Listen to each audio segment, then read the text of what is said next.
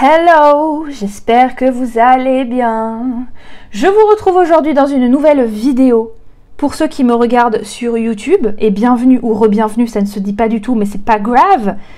Et bienvenue aussi à ceux qui me regardent, à ceux qui m'écoutent surtout, via Spotify et Anchor. Donc Anchor, je sais pas si vous connaissez, c'est à peu près une plateforme grosso modo ressemblante de près ou de loin à Spotify sur laquelle on peut poster des contenus. C'est exactement pareil que Spotify, c'est pour ça que j'ai mis mes contenus sur les deux. Bref. Si vous ne me suivez pas encore, n'hésitez pas à vous abonner à cette chaîne YouTube pour ne manquer aucun de mes futurs contenus de grande qualité, puisque la qualité c'est beaucoup plus important pour moi que tout le reste, que la quantité notamment effectivement, sinon je ne ferai pas qu'une seule vidéo par semaine si ça ne comptait pas pour moi. Donc voilà, et n'hésitez pas aussi à me suivre sur mon compte Bookstagram, parce qu'aujourd'hui je vais répondre à une question qui m'a déjà été posée par le passé, ou quelque chose sur lequel on revient régulièrement sur les réseaux sociaux. Et j'ai posté d'ailleurs cette publication, cette même question que je vais vous poser aujourd'hui dans un post Instagram que vous pouvez déjà voir en ligne actuellement. C'est faut-il nécessairement montrer sa tête sur les réseaux sociaux? Et ce qui nous intéresse aujourd'hui, c'est Bookstagram et Booktube. Effectivement, parce que nous, c'est les bouquins qui nous intéressent.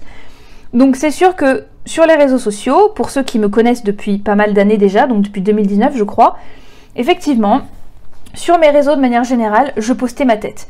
Donc voilà, je suis booktubeuse depuis 2019. Bon, petite, mais booktubeuse quand même. On peut quand même me qualifier de booktubeuse, s'il vous plaît. Donc du coup, j'ai posté mes premières vidéos où je montrais ma tête. C'était des vidéos, la booktubeuse random quoi. Elle montre sa tête, elle échange sur des bouquins. Voilà, je donne mon avis, y a pas de souci. Je parle de moi à la troisième personne. Donc je parlais de mes avis, etc. Comme je fais aujourd'hui. Et sur mon compte Instagram, à l'époque, je faisais aussi... Putain, à l'époque, on dirait que c'était il y a 10 ans, quoi. Non, pas du tout, chérie. Je faisais aussi des Instagram TV, donc ça n'existe plus. Si, parce que quand un réel dépasse le temps limité, effectivement, ça va devenir une Instagram TV. Donc voilà, effectivement, je montrais ma tête, ce qui n'est plus le cas aujourd'hui. Alors la première partie de ma réponse, pourquoi je ne montre pas ma tête et faut-il nécessairement montrer sa tête sur les réseaux sociaux aujourd'hui ? La première raison, c'est que sur les réseaux, si vous ne vous amusez pas, vous ne kifferez absolument pas ce que vous faites. Les réseaux sociaux, à la base, c'est fait pour échanger, pour partager. C'est pas fait pour se forcer, pour faire comme tout le monde, parce que forcément, le risque principal, c'est que vous transformiez un hobby ou un métier, en fait, voire un métier en corvée. C'est ce que je dis aussi dans mon post Instagram. Alors vous inquiétez pas, je vais pas faire que lire mon post Instagram, sinon c'est ultra con. Je comprends bien, c'est juste que là je vais pouvoir effectivement parler en un peu plus de détails, parce que parler en détail de faut-il nécessairement montrer sa tête sur les réseaux en 2023 en 9 ou 10 pages de carrousel, c'est vrai que c'est un petit peu compliqué quoi. Surtout que c'est pas forcément fait pour ça. On n'a pas forcément tous le temps non plus de lire un roman dans un carrousel. Bref, donc c'est sûr que pour moi la première raison c'est que il faut s'amuser. Si s'amuser pour toi qui écoute et qui regarde cette vidéo, s'amuser c'est pas montrer ta tête parce que t'en as pas envie, et bah le fais pas, faut pas se forcer, faut kiffer. Donc c'est pour ça que, effectivement, à l'époque où je me filmais, je suis pas en train de vous dire qu'à l'époque où je me filmais ma tête et que je faisais des vidéos où on me voyait présenter les livres dont je parlais, je dis pas que je m'amusais pas, je dis juste que c'était une autre époque entre guillemets, que depuis effectivement mes habitudes de vie ont changé, mon métier a changé aussi, parce qu'à l'époque j'étais prof, je finissais mes études, donc forcément j'avais un petit peu de temps entre guillemets à consacrer, ne serait-ce que le mercredi ou les week-ends. Alors que là, aujourd'hui, ma vie a drastiquement changé. J'ai plus les mêmes habitudes et tout simplement, je n'ai plus les mêmes envies. Et pour moi, la définition du verbe s'amuser a pris aussi une autre teinte que je ne critique absolument pas, hein. Mais c'est juste que s'amuser, pour moi, ça a changé, tout simplement. Donc effectivement, j'ai le matériel, j'ai un téléphone, alors j'ai le matériel, j'ai pas de caméra vraiment pour me filmer, genre appareil photo 4K ou quoi. Mais simplement, c'est vrai qu'aujourd'hui, on va pas se mentir, la plupart des téléphones portables, surtout les iPhones en l'occurrence, moi j'ai pas un iPhone, mais surtout les iPhones, ont une qualité qui est équivalente, voire largement meilleure à une caméra lambda quoi. Genre le Canon G7X dont tout le monde parle, je pense qu'aujourd'hui, la majeure partie des téléphones font mieux en termes de qualité de vidéo. Qualité de son, actuellement je suis en train d'enregistrer avec mon micro cravate, donc très simple, je peux me mettre partout avec ça. À la base, c'était pour justement utiliser mon trépied et avoir un câble suffisamment long pour que je puisse accrocher mon micro sur moi. Donc c'est pour ça qu'un micro, comme on dit, un micro fixe avec trépied, c'était pas forcément pratique. Bon, maintenant, il se trouve que c'est le cas.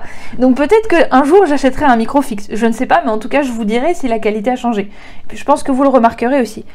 Après, le micro-cravate, il est excellent, la qualité, elle est top, il n'y a pas de souci. Donc c'est pour ça, tout ça pour vous dire que, deuxième raison, j'ai le matériel, il n'y a pas de souci. Comme je vous dis, un téléphone, c'est largement suffisant. Mais on peut aussi vouloir se différencier. Pourquoi je dis ça? Parce que c'est vrai que moi, j'ai toujours été plus ou moins, enfin de plus en plus en tout cas, attirée par les formats un peu originaux. J'ai de plus en plus de mal à m'abonner à des booktubeuses et bookstagrammeuses ou bookstagrammeurs ou peu importe, qui font un petit peu comme tout le monde. Alors même s'il y a des mises en scène de photos qui sont, enfin des mises en scène de photos avec un bouquin, vous voyez de quoi je parle, avec le bouquin au centre, la personne qui se prend en photo, qui est hyper stylisée, machin, trop beau, enfin tout le montage est trop beau. J'admire énormément, et pour autant c'est pas forcément ce que j'ai envie de faire, parce que bah tout simplement ça se différencie pas du reste en fait. Donc pouvoir créer ce podcast sur YouTube littéraire, bah c'est vrai que ça me tenait à cœur, parce que c'est complètement différent de ce qu'on voit habituellement. Même si c'est vrai que la meilleure façon de se différencier sur les réseaux sociaux, se différencier sur les réseaux sociaux, c'est de faire ressortir la personnalité. Mais effectivement, le fait de uniquement faire ressortir ma personnalité, pour moi c'était pas suffisant en tout cas. Donc effectivement, je m'amuse énormément, que je me montre en vidéo ou pas, il n'y a pas de souci, il n'y a aucune différence pour moi entre les deux. Par contre, le fait de pouvoir se poser comme ça en écoutant un podcast, genre là par exemple la vidéo, il n'y a rien à voir à l'écran en fait, sauf quand je parle d'un bouquin, je vous montre la couverture en gros sur votre écran YouTube, bien évidemment. Là, sur le chit-chat aujourd'hui, sur faut-il montrer sa tête ou pas, bah effectivement vous n'avez pas grand chose à voir à part la miniature quoi. Donc vous pouvez mettre la vidéo en arrière-plan, vous pouvez faire tout ce que vous voulez derrière. Le format podcast, c'est un format qui est hyper chill, qui est hyper peaceful. C'est pour moi c'est une autre façon de méditer entre guillemets, parce que on écoute une émission, on réfléchit, on est en train de parler, d'échanger, même si je suis en train de parler toute seule, en soi, c'est encore pire que de parler toute seule à sa caméra. C'est parler toute seule, genre je parle en regardant mon téléphone ou en regardant mes notes à l'écran, enfin, et encore quand j'ai des notes, parce que j'en ai pas beaucoup, de manière générale, j'ai pas beaucoup de notes, j'improvise quand même énormément. Comme aujourd'hui par exemple, j'ai marqué les points principaux, mais bref, tout ça pour dire que le format podcast, effectivement, il n'y a pas forcément besoin de montrer sa tête. Moi, je mets ma tête sur mes miniatures, comme ça vous voyez à quoi je ressemble. Vous voyez la personne qui est derrière le contenu, parce que je veux quand même humaniser mes réseaux sociaux, humaniser cette chaîne YouTube, humaniser ce podcast et ce compte Instagram. Mais pour moi, c'est vrai que le fait de s'amuser, ça s'arrête là, dans le sens où j'ai pas besoin de me montrer pour m'amuser. Et je veux aussi pouvoir prouver, pas au monde entier parce que je m'en fous, mais pouvoir me prouver aussi à moi-même et prouver aux autres qu'il est tout à fait possible de kiffer tout simplement son aventure sur les réseaux sociaux, de gagner des abonnés, même si c'est pas des centaines en un jour, ça, je m'en fous encore une fois, ça m'importe pas du tout de gagner une centaine d'abonnés par jour, ça ne m'intéresse pas. Bien évidemment, c'est toujours mieux quand on a plus d'abonnés, parce qu'on a l'impression que son travail, bah effectivement, il est écouté et regardé par de plus en plus de gens, donc ça veut dire qu'on est intéressant, que le travail paye, je dirais même. Et pour autant, c'est vrai que ce qui m'importait le plus, c'est de faire un format qui soit un petit peu révolutionnaire, entre guillemets, qu'on n'ait pas encore vu, et qu'on se dise « Ah ouais, elle fait des podcasts sur YouTube, genre on voit pas beaucoup ça, quoi. » Et son logo, c'est un petit pingouin sous un bouquin, c'est pour ça que c'est l'abri des pages. Vous voyez, j'ai envie qu'on se souvienne de moi pour ça. J'ai envie que ma patte sur les réseaux sociaux, ce soit ça, plus que ma tête pas maquillée qui prend une caméra et qui se filme avec une crotte sur la tête, quoi. Voilà, vous voyez ce que je veux dire.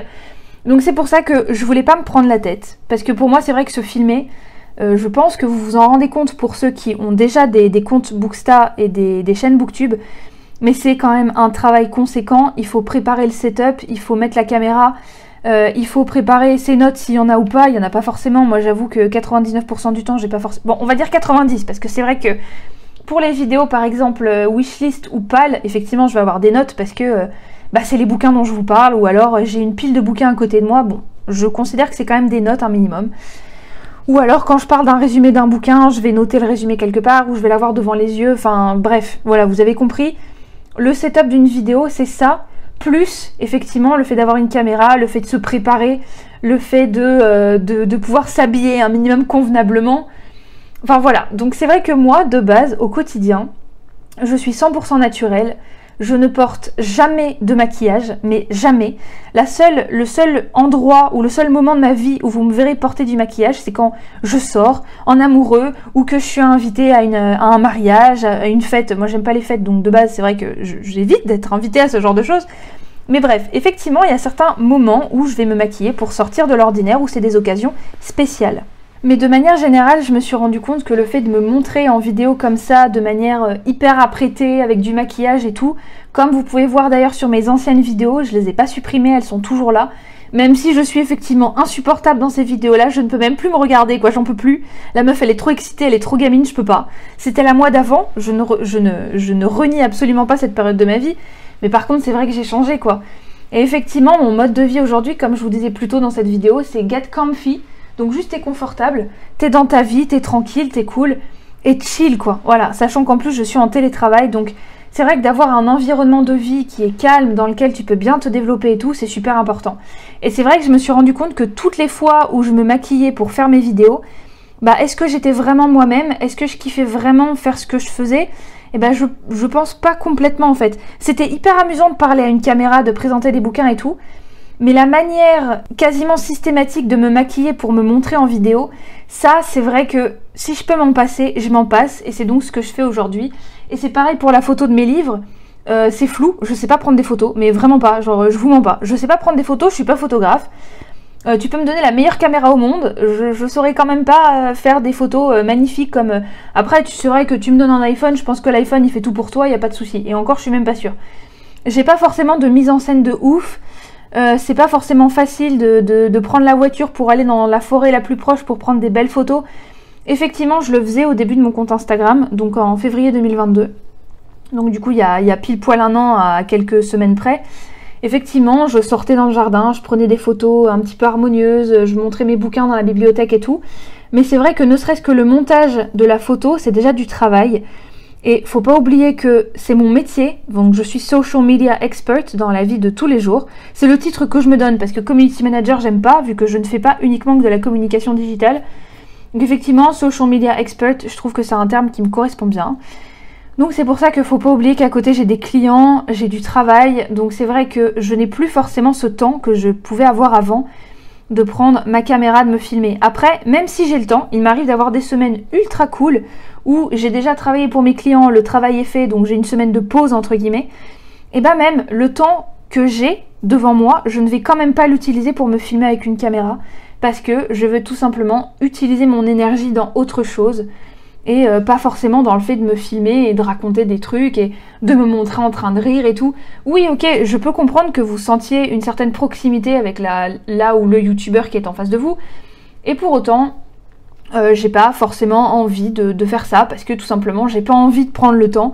C'est pas que je ne prends pas le temps, c'est pas que je peux pas non plus, c'est que je n'en ai pas envie en fait, parce que ma définition de s'amuser a changé. Et c'est même pas une question de timidité, parce que je sais qu'il y a certains d'entre vous, certaines aussi notamment, parce que la plupart des commentaires que j'ai reçus à ce sujet, c'est des filles qui m'en parlent, mais c'est vrai qu'il y en a qui me disent « Bah ouais, mais moi je me montre pas en vidéo parce que... Enfin, je peux pas faire de vidéo YouTube comme tu fais parce que j'ai pas envie de me montrer. » Bah ouais, mais moi je me montre pas, et je kiffe quand même ce que je fais, tu vois. Et bah ça peut en motiver certains et certaines à juste passer un petit peu le cap, et je pense pas être la seule à ne pas avoir peur d'oser. J'ai pas peur, je pense pas être la seule à ne pas avoir peur justement de me montrer.